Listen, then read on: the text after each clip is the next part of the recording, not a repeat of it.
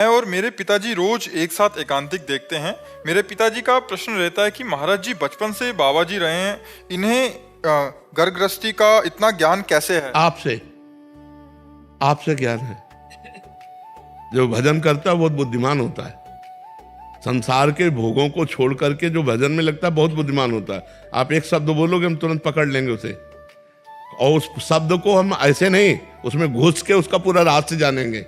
साधु महात्माओं की बुद्धि ऐसे मत समझो कि जो छोटी बुद्धि होती है। आप जरा सा बोले हम तुम्हारी पूरी हिस्ट्री समझ गए कि तुम क्या हो।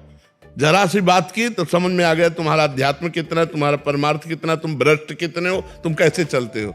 तो जो गृहस्थी लोग तो मिल रहे हैं, हमसे मिल तो गृहस्थी लोग रहे ना। तो जब तुम अपनी बातें कर रहे हो तो गृहस्थी की तो कर रहे हो, तो सब जानकारी हमको क्यों नहीं हो जाएगी। एक 12 वर्ष का बच्चा कह रहा मैं हस्त मैथुन का शिकार हूं और मैं बहुत डिप्रेशन में हूं। अब हमारी समझ में आ गया ना कि 12 वर्ष का बच्चा भी हस्त मैथुन करके और अपने को डिस्टर्ब कर सकता है। एक 17 वर्ष की बच्ची कहती है मैं अपनी दादी को नशा करा करके रोज नए पुरुषों से भोग करती हूँ, शराब पीती हूँ, सिगरेट पीती हूँ। इसे पता चल गया कि नई बच्चियां व्यसन में जा रही और व्यभिचार में जा रही। तो हर बात का पता आपसे चल रहा है हमें। अब हमको हर बैच में तो आप ही से बात करनी है ना। हमारी पत्नी जो है हमारे साथ धोखा दे रही है, हमारा पति हमारे साथ धोखा करके पराई स्त्री से, तो हम पकड़ रहे हैं ना सब पूरी बातें। तो अब यही बातें जब हम आपको बोले इनको कैसे पता चला क्योंकि आपसे पता चला।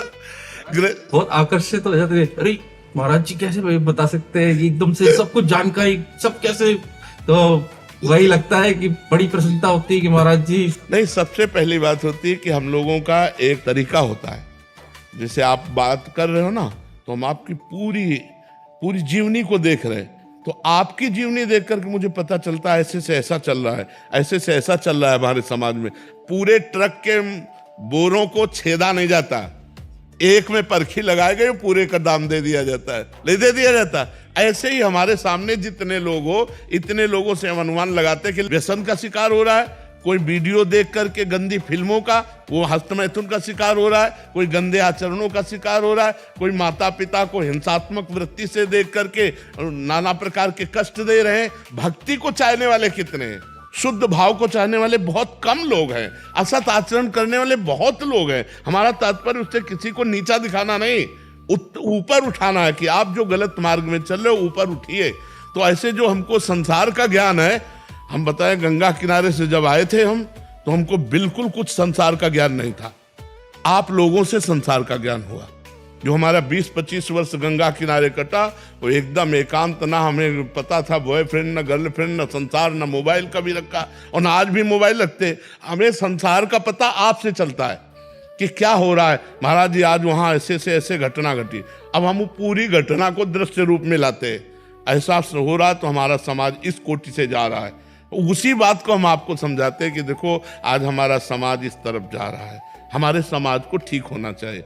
अच्छा आप बताओ, कोई भी पुरुष क्या अपनी पत्नी को ऐसा देख करके बर्दाश्त करेगा कि किसी पर पुरुष से?